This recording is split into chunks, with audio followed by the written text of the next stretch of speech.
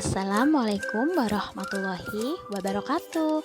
Semangat dan bahagia peserta didik seluruh tanah air. Perkenalkan, saya adalah Dian Andriani, guru dari Agribisnis Perikanan SMK Negeri 2 Rembang. Pada kali ini saya akan memaparkan tentang pembuatan probiotik dengan tambahan fitobiotik untuk budidaya ikan. Mungkin kalian semua bertanya-tanya tentang probiotik. Probiotik itu apa sih?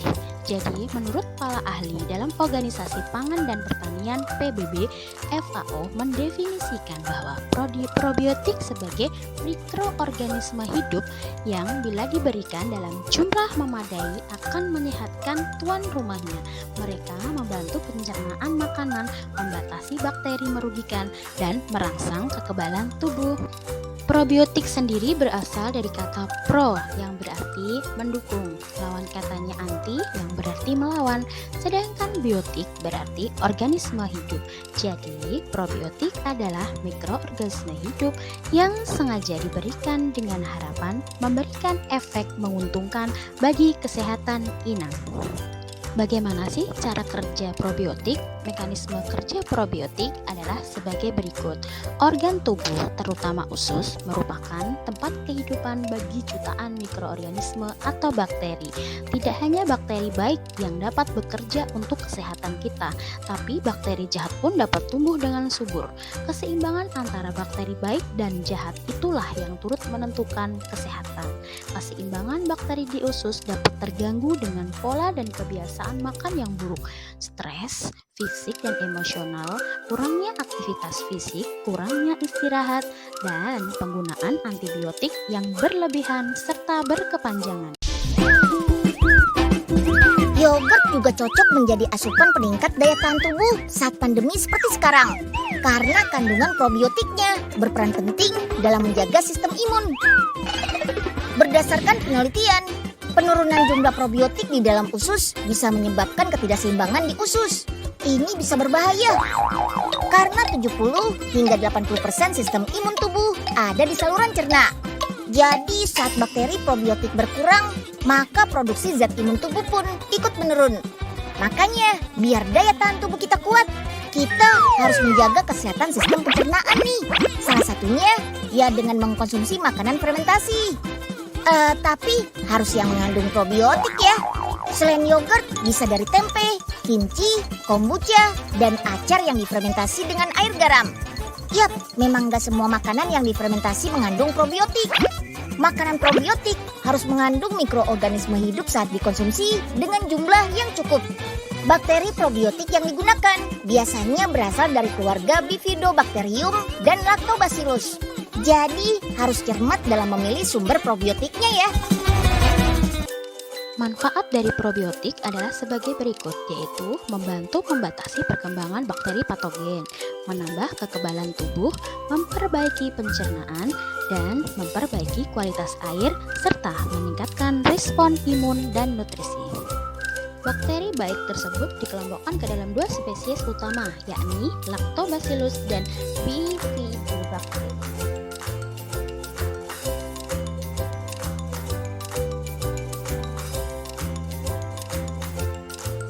Sedangkan manfaat probiotik untuk budidaya ikan adalah bakteri berfungsi memurnikan sisa pakan, senyawa organik dari pakan yang terlarut, dan kotoran ikan. Sampah-sampah itu dapat mengotori air dan menjadi tempat tumbuh bakteri patogen, jamur, atau mikroba jahat dan menyebabkan ikan mudah terserang penyakit. Sifat probiotik dari bakteri yang menguntungkan bagi ikan juga dapat menekan pertumbuhan bakteri jahat atau bakteri patogen. Dengan adanya probiotik, maka ikan akan menjadi lebih sehat, bisa membantu proses penyembuhan ikan yang sakit, dan menjaga kualitas air sehingga tidak keruh ataupun berbusa. Sebelum kita mengenal jauh tentang fitobiotik, kita harus tahu dulu pengertian dari fitobiotik. Fitobiotik adalah tanaman herbal yang mengandung senyawa kimia yang bermanfaat bagi tubuh makhluk hidup. Adapun beberapa contoh tanaman-tanaman fitobiotik yang dapat digunakan sebagai feed aditif dalam pakan sebagai pencegahan penyakit pada ternak, yaitu temulawak, kuncit, jintan hitam, bawang putih, jahe, mahkota dewa, daun ashitaba, dan beberapa jenis tanaman lainnya. Manfaat dan kegunaan fitobiotik antara lain meningkatkan fungsi dan kekebalan tubuh sebagai anti-stres atau imunomodulatori, khususnya pada ternak yang memakan zat anti nutrisi, mengalami diare atau gangguan pencernaan lainnya, meningkatkan bobot badan dan produktivitas ternak, pengawet alami pada pakan ternak dengan efek antimikrobial, meningkatkan fungsi liver dan ginjal, meningkatkan produksi sel darah putih, dan menghambat replikasi virus.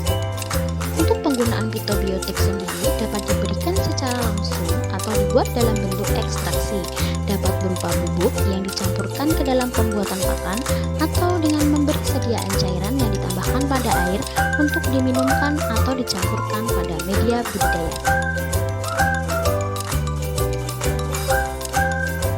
Berikut adalah aplikasi penambahan fitobiotik pada probiotik yang kita sebut dengan fitoprobiotik.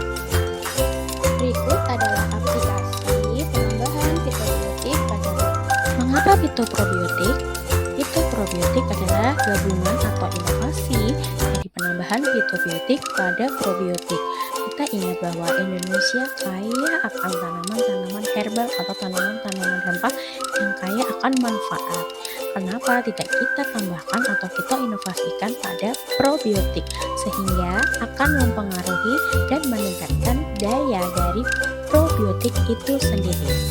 Manfaat probiotik pada budidaya ikan antara lain menekan populasi mikroba jahat yang berada dalam saluran pencernaan dengan cara berkompetisi untuk menempati ruang dan kesempatan mendapatkan nutrisi, menghasilkan senyawa antimikroba yang secara langsung akan menekan perkembangan mikroba jahat dan mencegah terbentuknya kolonisasi mikroba jahat dalam sistem pencernaan hewan inang, menghasilkan senyawa yang bersifat imunostimulan, yaitu meningkatkan sistem imun di ikan dalam menghadapi serangan penyakit dengan cara meningkatkan kadar antibodi dan aktivitas mikrofag, misalnya lipopolysakarida, glikogen, dan peptidoglykan, menghasilkan senyawa vitamin yang bermanfaat bagi hewan atau inang yang diberikan dan secara tidak langsung akan menaikkan nilai nutrisi pakan, menambah nafsu makan pada ikan, sehingga meningkatkan imunitas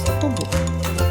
Ini adalah proses pembuatan fitoprobiotik, mulai dari persiapan alat dan bahan, langkah-langkah pembuatan, serta proses packing dan aplikasi pembuatannya. Alat dan bahan yang disiapkan dalam pembuatan fitoprobiotik antara lain kunyit setengah kilogram, temulawak setengah kilogram, kencur 200 gram, jahe 200 gram, wortel setengah kilogram. Kemudian bahan probiotik antara lain gula aren setengah kilogram atau biasa juga menggunakan molase setengah botol. Kemudian biang bakteri lactobacillus atau juga dapat kita gunakan dengan tambahan Yakult sebanyak 1 sip.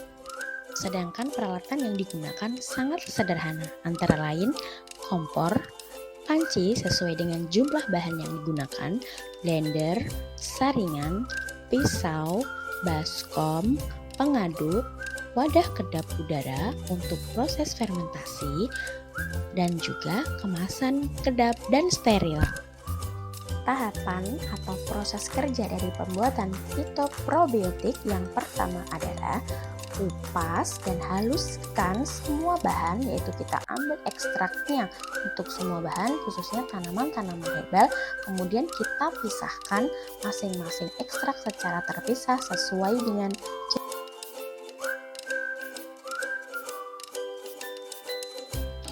Langkah yang kedua adalah panaskan semua ekstraksi bahan sampai mendidih dalam wadah secara terpisah sesuai dengan jenisnya, kecuali Yakult atau juga biang bakteri. Gula aren dipanaskan hingga mencair sempurna. Proses yang ketiga adalah pencampuran bahan, tapi perlu diingat bahwa pada saat proses pencampuran bahan, kita harus menunggu semua bahan benar-benar dingin atau hangat-hangat kuku. Setelah semua bahan tercampur sempurna, kemudian tambahkan bakteri asam laktat. Ingat, selalu dalam keadaan steril pada saat kita menuangkan semua bahan ataupun bakteri asam laktat. Langkah yang terakhir adalah proses fermentasi. Setelah semua bahan tercampur dalam satu wadah kedap, kemudian kita pastikan wadah itu kedap sehingga tidak ada udara yang masuk di dalamnya. Kita solasi secara menyeluruh dan tertutup rapat. Kita kondisikan fermentasi selama 3-5 hari.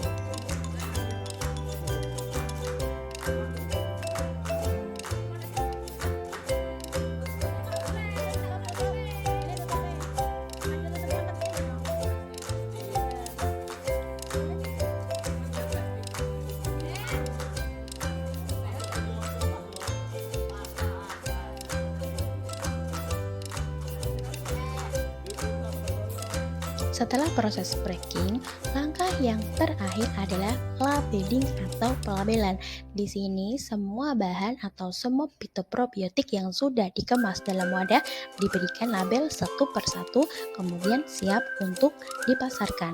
Pemasarannya dapat dilakukan secara online maupun offline. Fitoprobiotik ini sudah kita aplikasikan dalam lingkungan sekolah pada kolam-kolam budidaya ikan yang ada di sekolah kita, antara lain kolam budidaya ikan nila ataupun kolam budidaya ikan lele, seperti terlihat pada video berikut ini. Selain itu, fitoprobiotik juga dapat diaplikasikan pada kolam bioflok seperti berikut ini. Pada kolam bioflok atau kolam budidaya lainnya, fitoprobiotik adalah sebagai pengganti probiotik sehingga bisa digunakan selama 1 minggu atau dalam 1 bulan 2-3 kali penambahan fitoprobiotik pada kolam, sehingga akan mempertahankan imunitas tubuh pada ikan-ikan tersebut atau juga meningkatkan nafsu makan ikan. Selain itu dapat mempertahankan kualitas air dari perairan budidaya. Perhitungan analisa biaya pembuatan fitoprobiotik terdiri dari perhitungan biaya tetap atau fixed cost, perhitungan biaya tidak tetap atau variable cost, BEP, break even point, HPP, harga pokok penjualan, HP, harga penjualan, dan BC rasio. Biaya tetap pembuatan fitoprobiotik diambil dari penyusutan alat. Rumus dari penyusutan alat itu sendiri adalah harga dari alat dibagi dengan umur alat. Kemudian kita tentukan atau kita dapat nilai dari penyusutan alat selama 1 bulan. Biaya tetap atau biaya variabel pada pembuatan fitoprobiotik diambil dari semua bahan-bahan yang digunakan atau habis pakai. Dapat dihitung pada 1 kali pembuatan atau selama 1 bulan. Dapat dikalkulasikan berapa kali pembuatannya selama 1 bulan. Langkah selanjutnya adalah menghitung harga pokok penjualan dan harga penjualan. Harga pokok penjualan atau HPP adalah biaya produksi dibagi dengan jumlah biaya produksi. Biaya produksi diperoleh dari biaya tetap ditambahkan dengan biaya tidak tetap. Kemudian jumlah produksi adalah jumlah produksi yang dihitung selama 1 bulan produksi. Kemudian harga penjualan di sini atau HP adalah HPP atau harga pokok penjualan ditambahkan dengan laba yang kita inginkan.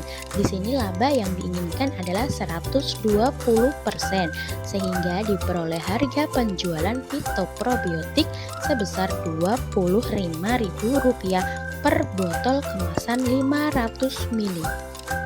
Langkah yang terakhir dari analisa biaya di sini adalah perhitungan BC rasio atau benefit per cost ratio.